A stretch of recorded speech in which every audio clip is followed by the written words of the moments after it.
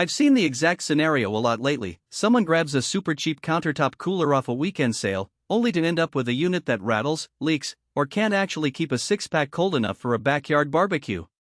The regret shows up the moment you open the door and the temperature is still hovering just above the room cold range. That's the fear that makes most of us pause before we hit add to cart on any beverage fridge. Link is in the description if you want to check the product details on Amazon.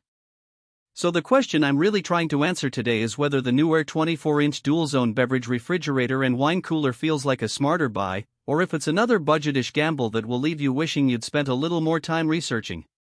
When you first walk into a kitchen showroom and see a sleek stainless steel unit with French doors and a soft tricolor glow, it's tempting to imagine a fully stocked home bar that never runs out of ice-cold beer or perfectly chilled wine.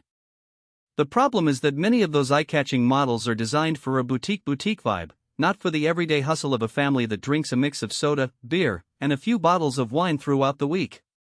The NewAir tries to bridge that gap by offering two temperature zones, one that can sit around 66°F for red wine, and another that can dip down to 37°F for whites, beers, or sodas, while promising a quiet compressor that won't drown out conversation in a kitchen or a home bar. The real test is whether those promises hold up when you actually start loading the thing with your own bottles and cans. Let's start with the practical side of fitting this unit into a real home. The 24-inch width means it can slide under a standard kitchen counter, or sit freestanding against a wall in a basement bar. The dual-zone design is split by a single door, so you don't have to remember which side is which. The left side stays a touch warmer, the right side gets colder. In my own setup, I kept the right side at about 38°F for a daily supply of craft beers and a couple of soda cases, while the left side stayed around 58°F for a small selection of Pinot Noir and Merlot that I like to sip with dinner. Because the unit is stainless steel, it blends with most kitchen aesthetics, and the tricolor LED lighting gives a subtle ambience that's actually useful. You can see the rows of cans without having to open the door in a dimly lit pantry. What you'll notice first is the space. The spec sheet says 20 bottles and 78 cans, and that's accurate, but the way the shelves are arranged matters. The interior uses adjustable shelves that can be lifted to accommodate taller bottles or lowered for a denser can layout. I found that moving the top shelf down a notch allowed me to fit a case of 24-pack soda on one side, while the bottom shelf held a row of 12-bottle wine rack.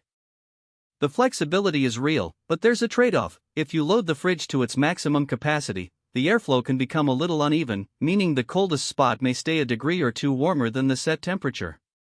For most casual drinkers that's fine, but if you're a serious homebrew enthusiast who wants each can at the exact same chill, you'll need to leave a little breathing room. Now, onto the noise factor. The quiet compressor claim is something I tested by putting the unit right next to my living room TV. Even at the lowest setting, you hear a soft hum, but it never rises to the point where you can hear it over a typical TV show.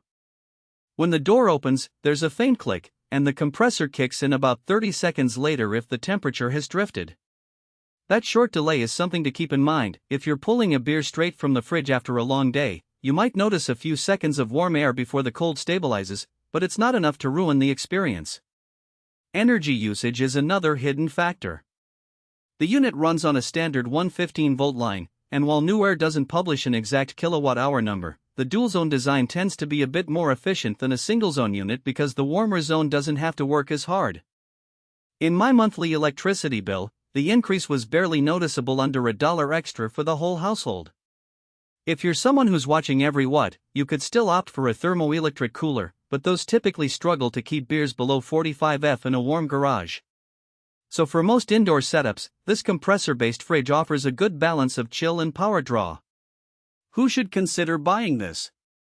If you're a family that drinks a mix of beverages, say a few bottles of wine on weekends, a case of beer for game nights, and kids who need soda or juice on a daily basis, this dual-zone approach eliminates the need for a separate wine rack.